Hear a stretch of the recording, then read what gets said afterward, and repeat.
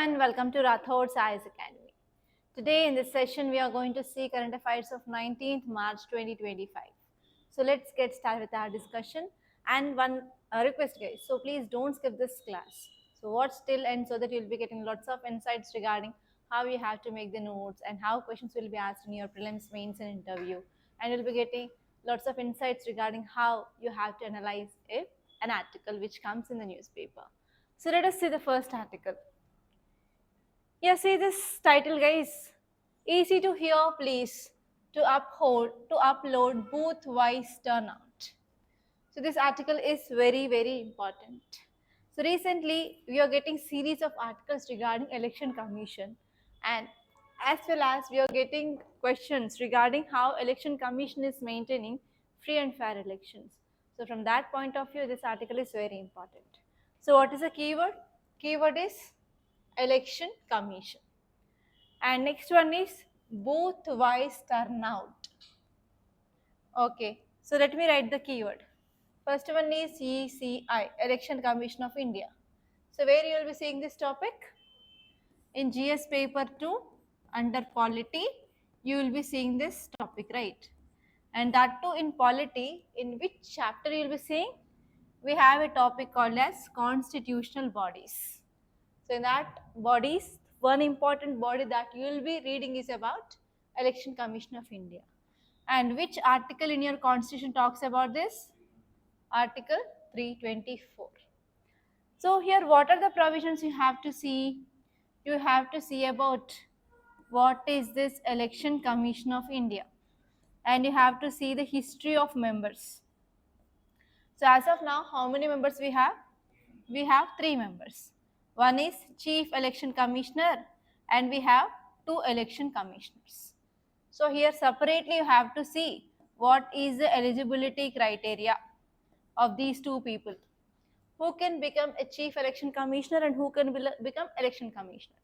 So recently new election commissioner, Chief Election Commissioner and one election commissioner is in news. We discussed that, right?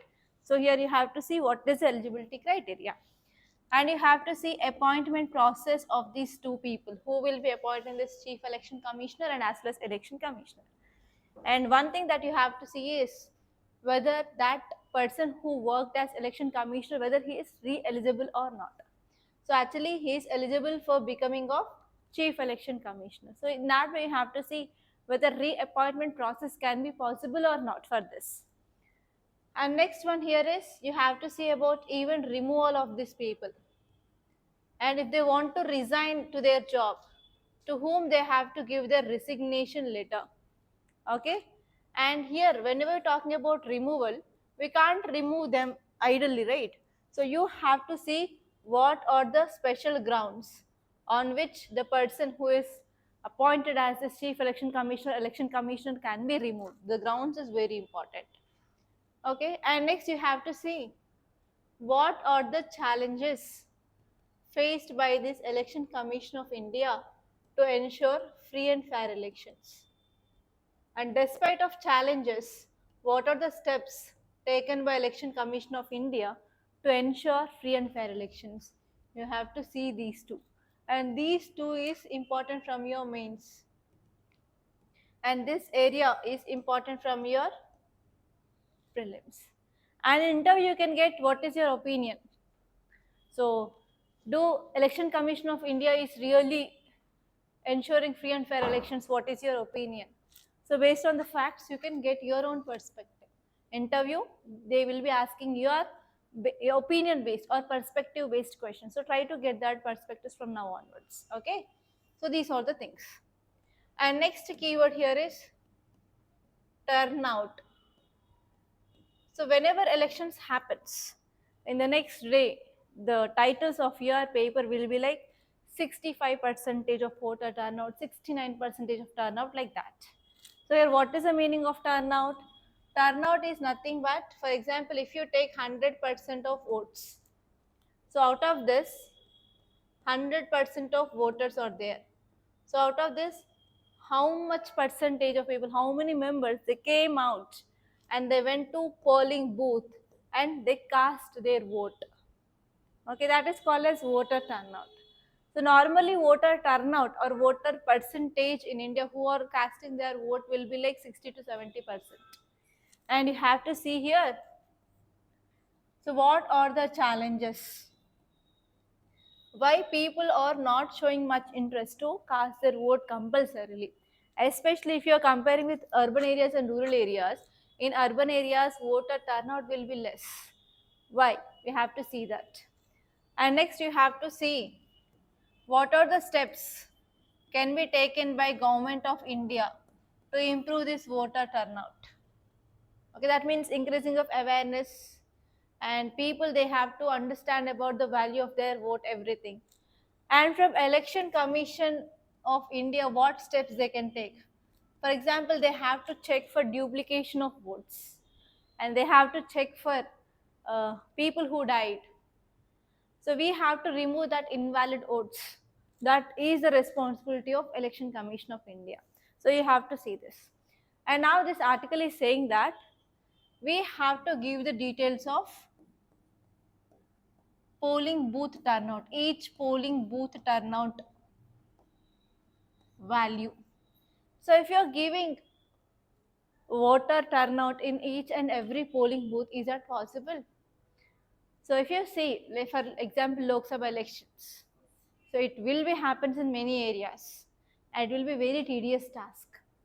And if Election Commission of India is releasing that data, even sometimes it will have an impact on privacy also. So we have to take all those things into care. Okay. So this is about some idea that you have to get before reading this article. And now let us see this article, guys, clearly. Now Supreme Court of India directed Election Commission to engage with petitioners, and they said that we have to ensure transparent disclosure of booth-wise voter turnout. So there was one petition filed in Supreme Court, and they said that yes, Election Commission is ensuring free and fair elections, but how can we increase transparency? So how we can say that there is transparent elections which are happening?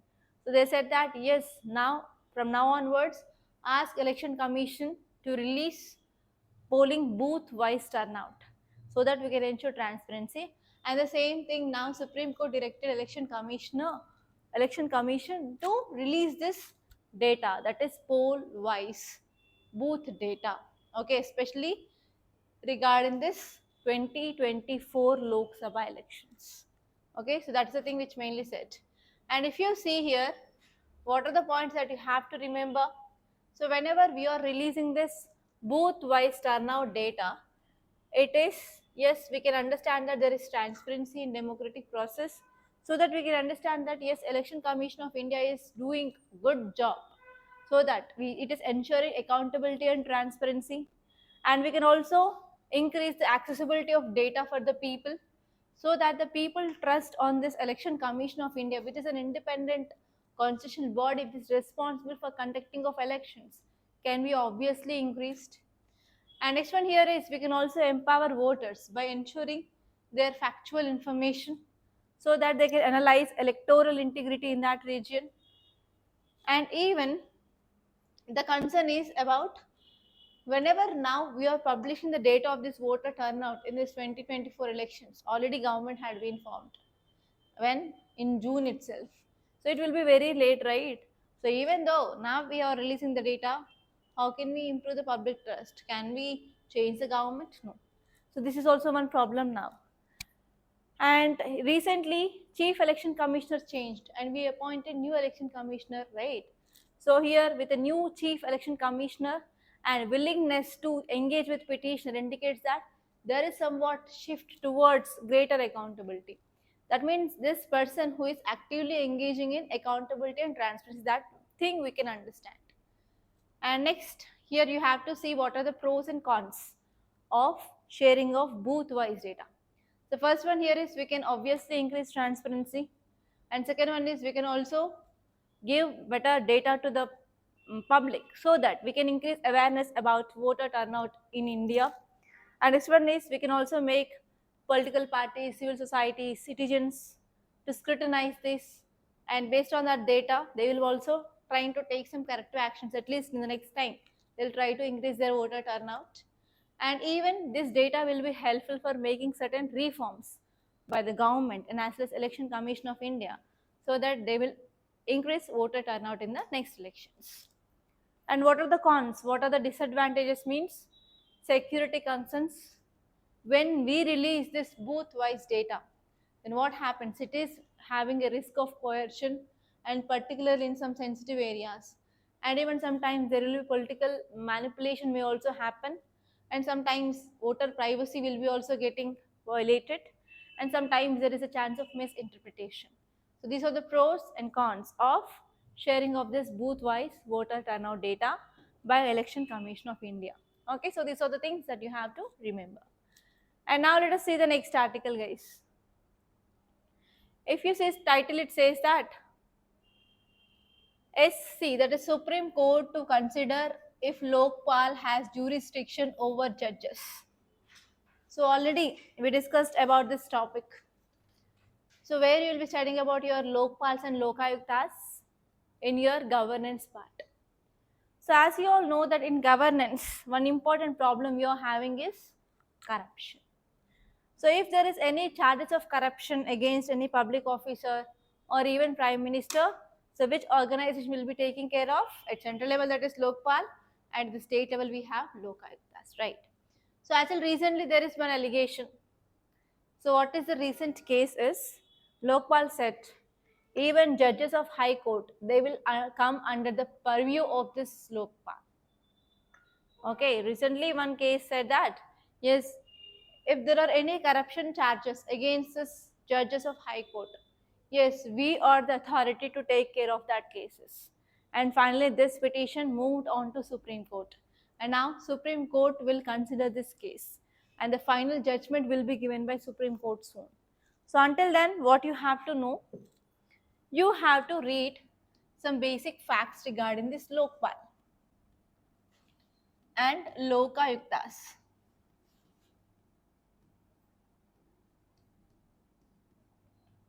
So where you will be studying this topic?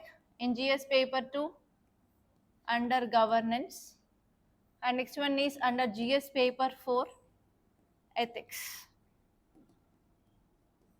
So from polity point of view, what you have to see in your Lakshmikant book, there is a chapter which is dedicated to this Lokpals and Lokayuktas. So after this class, open your notes and see this. And there will be a short 100% question regarding this Lokpal and Lokayuktas in your 2025 prelims case. So be very much careful. So here we have Lokpals and Lokayuktas. At central level we have Lokpals, and at the state level we have Lokayuktas. Okay, so you have to see about Lokpals and Lokayuktas Act of 2013. So you have to see what are the provisions of this act. And next one is who is Lokpal and who is Lokayuktas. You have to see what is the eligibility criteria. Okay, and you have to see clearly what are the functions and responsibilities of this Lokpal and Lokayuktas. And next you have to see what is happening in the present. Okay, and actually now this Lokpal is in use because of jurisdiction. What is the power of Lokpal, right? So here you may get a question regarding jurisdiction of Lokpal and Lokayuktas. It is very important. And it is not a constitutional body, it is a statutory body, because this Lokpal and Lokayuktas Act led to the formation of this Lokpals and Lokayuktas.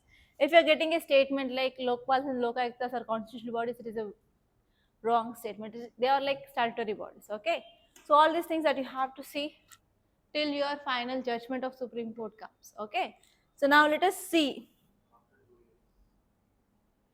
this context.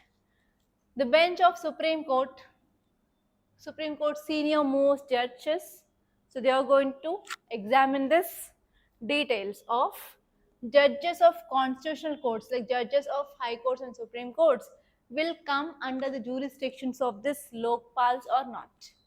Okay, so now let us see the background of this case. So what Lokpal is saying that high courts, they were created. So high courts in India, they were created under British era laws. Make a note, that is Indian High Court Acts of 1861. And next one is Article 214, just merely recognizes them rather than establishing them. So actually high courts in India, they were established based on British era law. So what is that law? Indian High Courts Act of 1861. But there is one provision in our constitution, that is Article 214. So Lokpal is saying that Article 214 is just recognizing them. It does not establish them. Okay. So here Lokpal is saying that yes, now these judges of high courts, they will come under jurisdiction of this Lokpal. Okay, and one more thing here is it excluded Supreme Court judges because Supreme Court was established by the Constitution under Article 124, not by an act of Parliament. But high courts, they were established by Indian High Courts Act. It was like British era act. And Supreme Court, they were established by Constitution. Because of this, we are not talking about SC judges, but we are talking about HC judges, that is High Court judges, comes under the purview of Lokpal. That is the thing which mainly said. And earlier, what the Supreme Court ruled? Supreme Court ruled that all judges, whether it is High Court judges or whether it is Supreme Court judges, they are appointed under Constitution. So, because of this, they will not come under this Lokpal oversight. Supreme Court already gave the judgment. But again, it will be moving towards higher bench now. Okay? So which are the articles deals with the Supreme Court and High Court judges appointment? You have to remember that. Article 124 and Article 217. So they didn't pass. They won't do anything. They have to pass this constitutional amendment bill. It will be very difficult. Very less. And next, what is the jurisdiction of Lokpal? So on this area, you will be getting question, guys. So Lokpal will be taking cases over Prime Minister,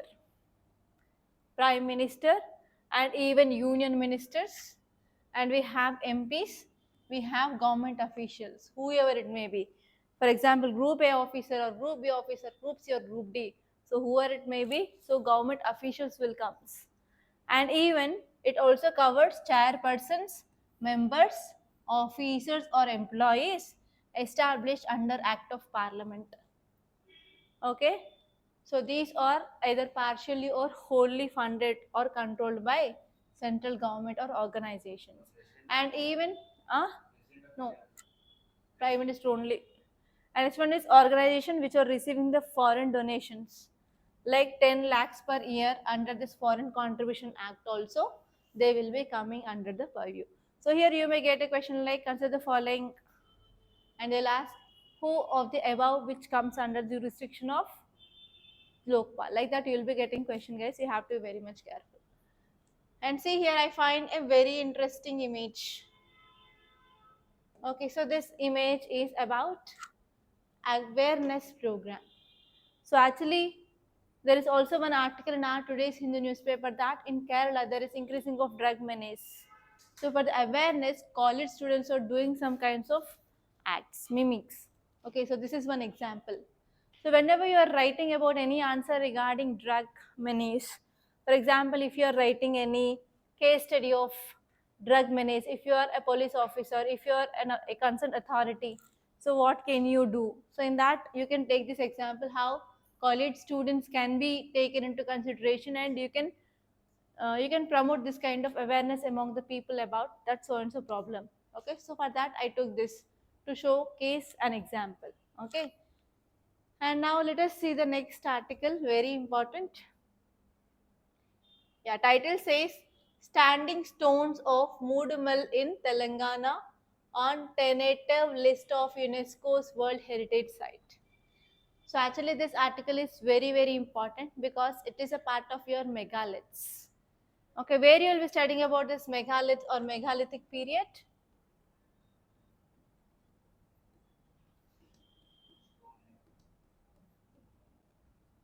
Megalithic period is part of your Sangam age, right? And in which subject you will be seeing?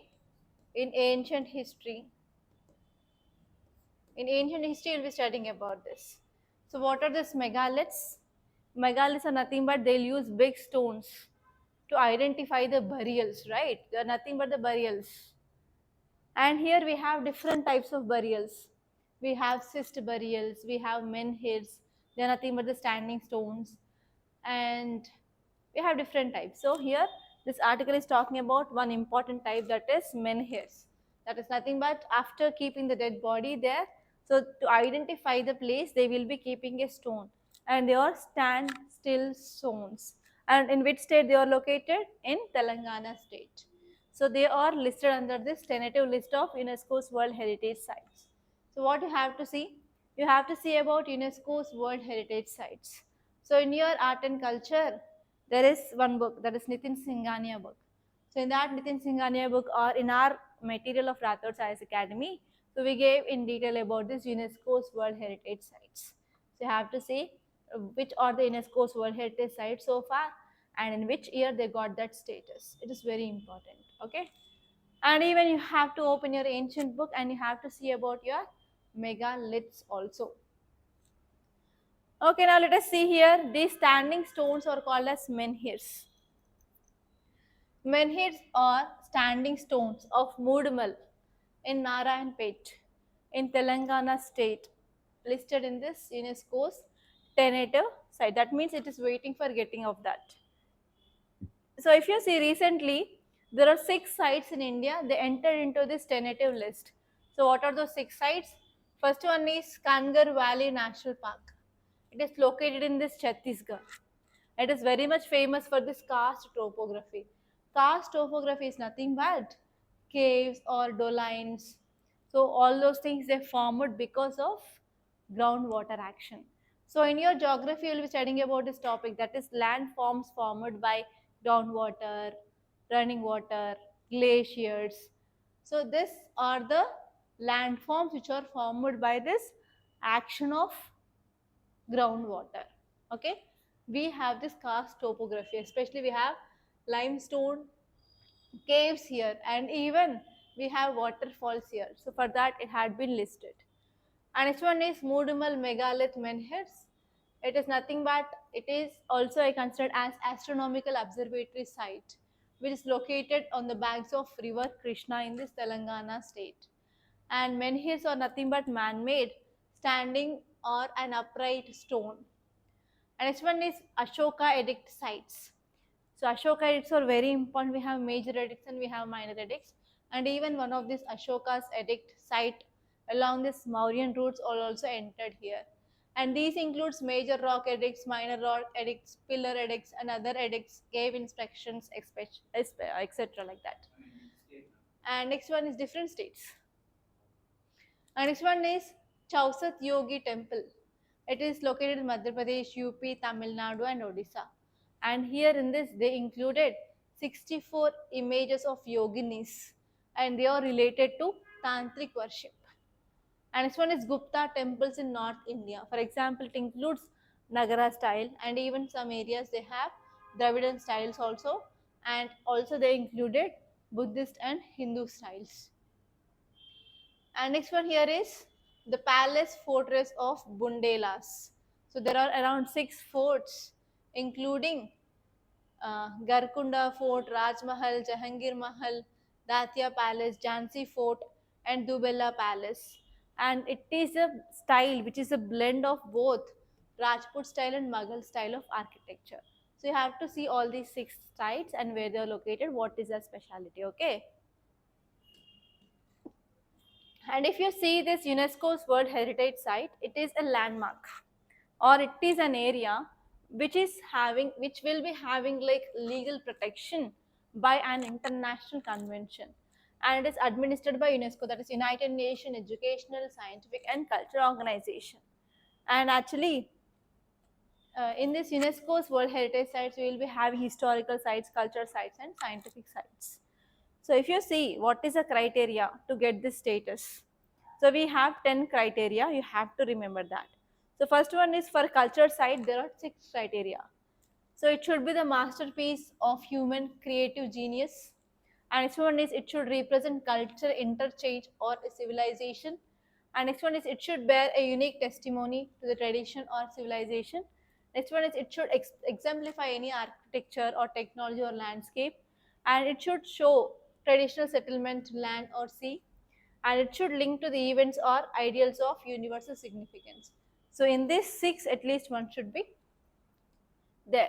And for the natural sites, they should be formed by natural process or natural features should be there. And next one is it should represent its evolutionary history, and it should exemplify ecological and biological process. And next one is it should host critical habitats of biological diversity. So these are the criteria on which UNESCO will be selecting and giving this UNESCO's World Heritage tag. You have to know about this. And next one here is about Chandrayaan 3. Chandrayaan 3 data says water ice easier to find on moon than believed. So recently Chandrayaan is in news. Why? Because Chandrayaan 5 got approval from the government, right? So there itself I said to make the notes of Chandrayaan 1 year and what are the findings. Chandrayaan 2, Chandrayaan 3, Chandrayaan 4, Chandrayaan 5, right? So now we got an article regarding Chandrayaan 3. So there itself try to write and try to add on this findings of Chandrayaan 3. So actually this article is saying that water is present on moon for sure, and water is important for drinking and sanitary needs of astronauts. Apart from that, even now scientists are working that whatever the water which is available on moon can be used as a fuel for rockets or not. Okay, so water is important for drinking in astronauts and we can get that. So if we are getting any liquid on that surface of this earth, moon, for example, on the earth we will be getting oil, that is also liquid, right? So can we use that same kind of liquid which is present on this moons as a fuel or not? So we are focusing on that.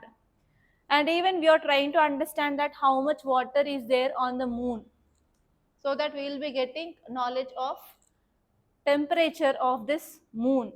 And even scientists are also trying to see about moon environment, moon days and nights and days, how it is.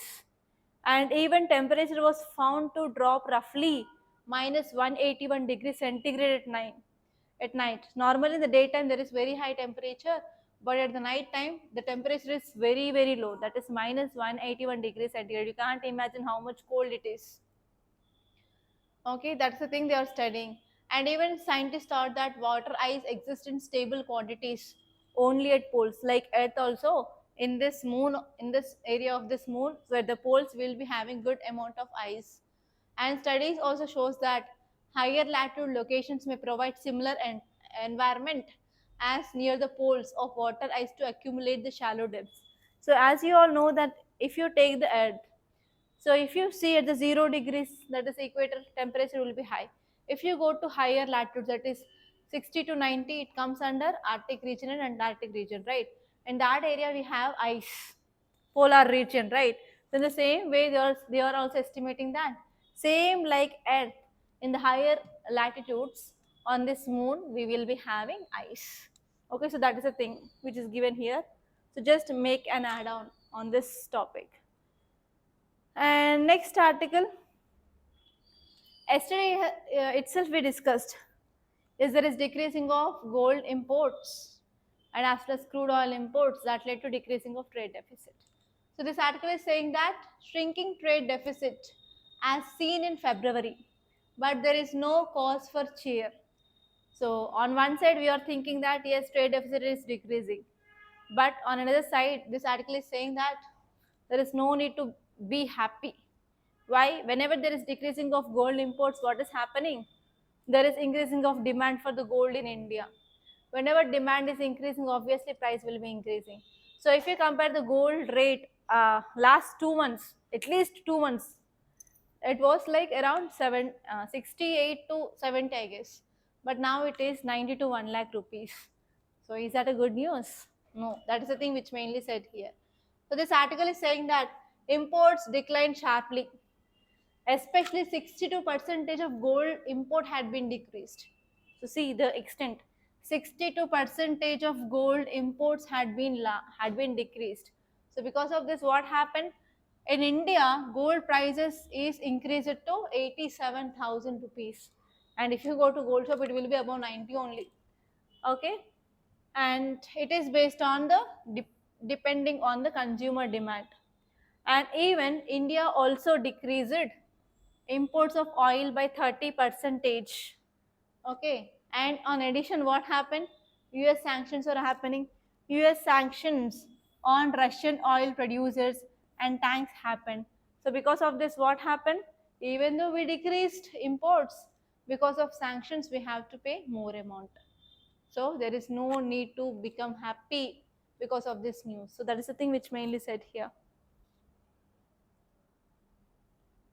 And next article, Kerala drug menace is widespread and escalating.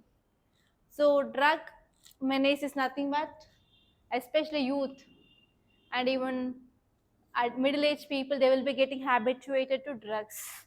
Okay, and drugs, they are like if you take once, you will be getting habituated, and it is very difficult to come outside also from that.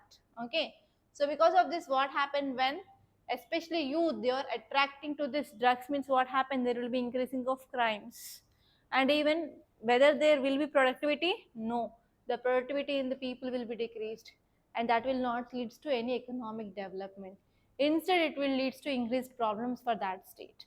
So now here this article is saying that increasing of drug menace. So the keyword you have to say is drug menace in Kerala. Drug menace in Kerala. So you have to see about examples of drugs. For example, we have charas, we have ganja, we have opium. You have to see the list of the drugs that is mainly used. And you have to see what are the reasons why people are getting addicted to these drugs.